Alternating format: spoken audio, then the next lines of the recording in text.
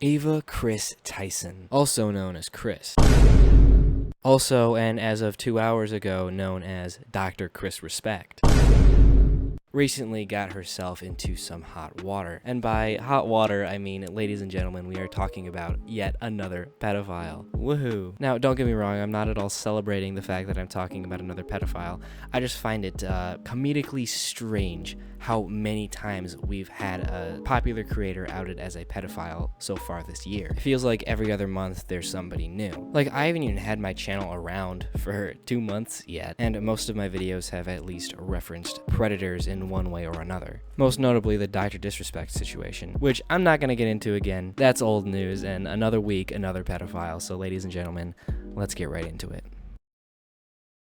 Kris Tyson has been a massive part of the MrBeast channel since its conception. Much of that does have to do with the fact that Kris is best friends with good old Jimothy Beast. Kris has appeared in his videos for a very long time. I personally used to really enjoy watching MrBeast, and this is back in like 2019, 2020, when he was really first starting to gain tons of popularity. And since then, Kris has been quite controversial for really one specific reason. In April of last year, he turned to her. Kris Tyson now identifies as Kris Tyson, and this got a lot of people riled up. You've had a lot of people speculating on your gender. Yes. You know, just you growing out your hair. Yeah. I mean, today you showed up fully presenting as a woman. I did, because I am a woman. Oh, shit! I personally didn't really care that much. I was just like, cool. But that was pretty much the extent of Kris's controversy going forward, at least for a little while. Of course, you had the whole like Nick Merckx thing and a couple other people who spoke up against Kris, pretty much just because she's trans. Again, I didn't really care. That was until quite recently. Okay, I promise that's going to be the last time I use the Vine boom. But that screenshot of that tweet was the first piece of information I got on this whole Kris Tyson situation. At first, I thought it was a joke. Like, that's so absurd, there's no way anybody would just type that out and post it online if it wasn't. But the second piece of information I saw was this video by a YouTuber named Adrox, and I reacted to it live on stream. Before starting this video, I want everyone to understand two things. First of all is drawings. Japanese manga that is explicit and involves cartoon characters. It's censored. Lolly is censored. Oh, am I not allowed to say that? Am I not allowed to say that on here? Am I gonna get banned? Oh, shit. Well, it's been fun, guys. It's been fun. The first part of the video is about a creator named Shatman, who makes loli, or lolly, or whatever, which is basically sexual drawings of children. Pretty disgusting, if you ask me. In 2011, he did a very disgusting and unexpected thing. He released part of his own mother. Okay. Alright, that's cool. That's really cool. What? Yeah, Shatman has quite an extensive history of drawing the worst things imaginable. Shatman to draw Keemstar's daughter, who was 7 years old at the time, doing inappropriate things with Donald Trump. Shatman will respond by saying that if Trump wins the election, he will No way. And as we know, Trump wins. Oh, I don't want to watch this anymore. Is that not illegal? So Shatman drew Lolly of Keemstar's 8-year-old at the time daughter. This man needs to be under the prison. And in my opinion, Lolly is just as bad as CP. Legally, it's actually allowed in most states, and it only becomes illegal when it's depicting a real-life child. 4th, 2017, he posted a picture of Daphne Keene, referring to her as a real-life Shockingly, just a few days later, he began posting drawings depicting molested. What makes this even more disturbing? No! On November 18th, 2017, Ava responded to a tweet from Grande and MrBeast stating, "This is coming from a guy who owns a Shad-based drawing and has it as a centerpiece in his living room." Just some time later, they also posted the exact same drawing laid on the caption, "Bonus fidget spinners to throw some extra autism." Initially, it seems Kris was being sarcastic because this tweet came after Shatman had drawn all those disgusting images. However, something messy was going on behind the scenes. In MrBeast's video, you'll notice a very familiar thing at the 9 minutes and 30 second timestamp. From what I believe, keeping a legal art isn't normal at all. The shocking thing is that MrBeast and Kris were roommates during that time. Now we're getting into the part where Kris is involved. This tells us a few things already. The first is that Shatman is a piece of human garbage. And second, Kris is a follower and maybe even a fan of Shatman, as he bought and printed out one of his artworks, then proceeded to hang it on his wall for everybody to see, including MrBeast, who was obviously aware of this. I mean, he was looking right at the photo in the video. Yet this is nothing in comparison to the next incidents. Dude. On April 16th, 2018, I'm Ava saying replied under dude a a deleted lot. Shatman post saying, "No Beast Boy trap, Shad? You've changed." Basically, Ava was asking Shatman to draw art of Beast Boy, as Dude. Beast Boy was shown at different ages in the show.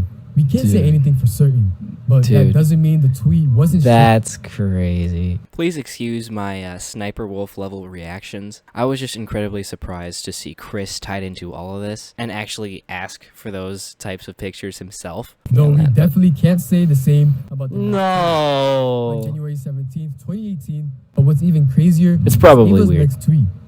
Maybell and Dipper are 12-year-old siblings. No. This is where I might. This is. I know. I'm speechless. I loved the show. Beverly Falls. I loved the On show. July 14th, 2017. Who's with me? I the loved user this show. tweeted That was a comics great of these show. characters kissing. Ava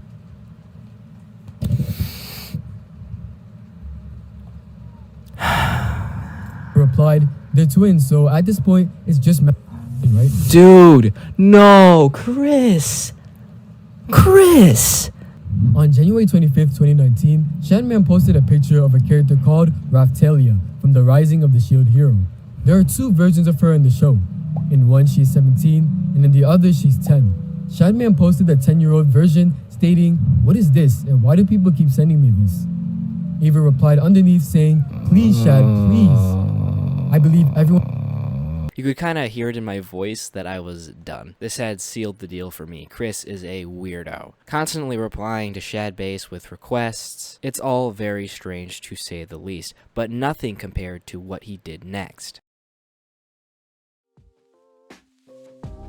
Over the past week or so, allegations have come out accusing Kris of grooming. Our main source of evidence for these allegations come from a YouTuber named Prism42, and that evidence mainly comes in the form of screenshots sent to a Discord user named Lava, such as the "Coming for America" snap and the now deleted Twitter replies. I posted some fire nudes for you. Please, no share. But not $5? Pathetic. JK kissy face. Ugh, so weird. And then there's a video showing Snapchat messages with who appears to be Kris Tyson, back when Kris used to be on Snapchat. Kris repeatedly calls the user dad for some reason. There's also a photo proving that Lava and Kris met up in person. But the main alleged victim, Lava, claims that he was never groomed and goes over the situation in a post. So Lava says that he met them on a camping trip with his parents present because Lava worked for MrBeast under MrBeast Gaming. He referenced another tweet in where he made fun of Kris for his hentai addiction, and the question is, why would you know that Kris had a hentai addiction in the first place? That's pretty weird. Kris should have never started a conversation like that with you, or even entertained such a conversation at all. He was 13 at the time, by the way. However, Lava continues to deny that he was groomed. He says that they are just inappropriate jokes and nothing more. While that may be the case, that's really not the justification that he thinks it is. Nothing inappropriate whatsoever should come up in a conversation between an adult and a 13-year-old. There is no circumstance that warrants that situation.